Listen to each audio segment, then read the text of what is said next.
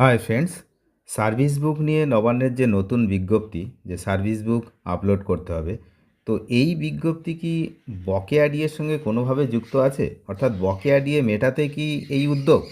তো আসল বিষয়টা কি কিন্তু আমরা এই ভিডিওতে জানার চেষ্টা করব। আপনারা দেখতেই পাচ্ছেন যে এই যে বিজ্ঞপ্তি দেওয়া হয়েছে নবান্নের পক্ষ থেকে, এটা হচ্ছে ডেট রয়েছে 28শে ফেব্রুয়ারি 2026, কিন্তু প্রকাশিত হয়েছে সম্প্রতি।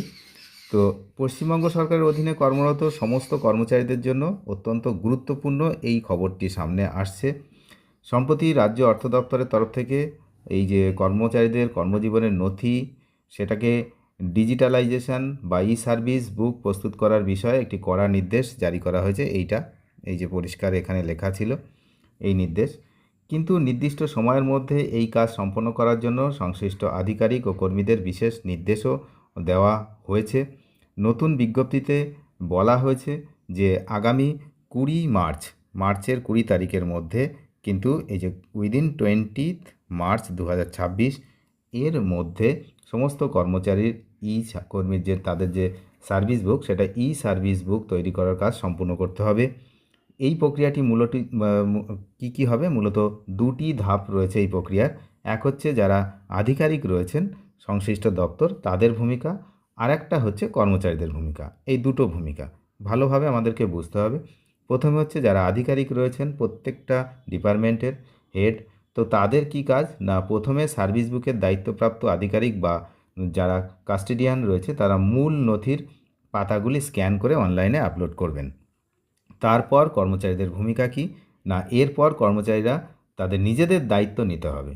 তারা সেই স্ক্যান করা নথিগুলি দেখে অনলাইনে নিজেদের সমস্ত তথ্য সতর্কতার সাথে এন্ট্রি করবেন। তো এখন বিষয় হচ্ছে যে বকেয়া ডিএ পেমেন্টের সঙ্গে কি এর কোনো সম্পর্ক আছে, যেটা সবচেয়ে গুরুত্বপূর্ণ বিষয়। তার কারণ এখানে কিন্তু কোনো জায়গায় ডিএ বলে কোনো কিছু লেখা নেই, ডিএর কোনো উল্লেখ নেই।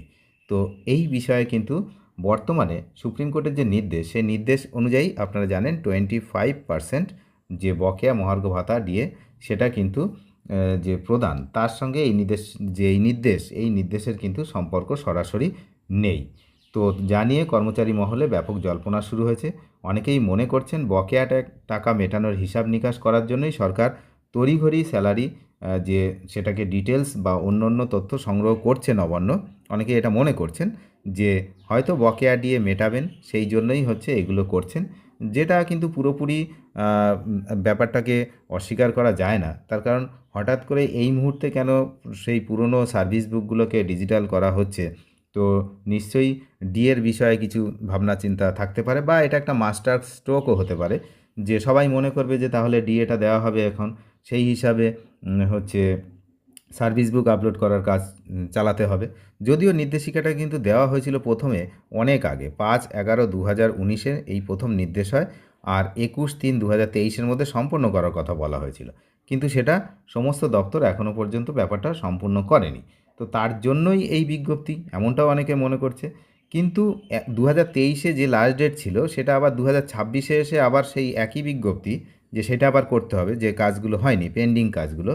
তো এর সঙ্গে বকেয়া ডিএর কোথাও কোনো না কোথাও কিন্তু সম্পর্ক আছে বলেই অনেকে মনে করছে। এই হলো বিষয়। তো বহু অফিস নির্দিষ্ট সময়ের মধ্যে এই কাজটি করে উঠতে পারেনি, তাই বাধ্য হয়েই সময়সীমা বাড়াতে হয়েছে। এখন সেই অসমাপ্ত কাজ দ্রুত শেষ করার জন্যই নতুন করে এই নির্দেশ জারি করা হয়েছে।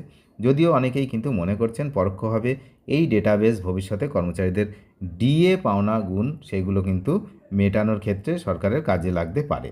তো জল্পনা যাই থাকুক না কেন, এটি একটি বাধ্যতামূলক সরকারি নির্দেশ, তাই উচিত হবে নিজেদের স্বার্থে আগামী মার্চের এই 20 তারিখের মধ্যে, এই 20 মার্চের মধ্যে কিন্তু এই বিষয়টা কমপ্লিট করা, সংশ্লিষ্ট দপ্তরের নির্দেশ মেনে সার্ভিস বুক অনলাইনে আপলোড এবং তথ্য এন্ট্রির কাজটি সম্পূর্ণভাবে করা।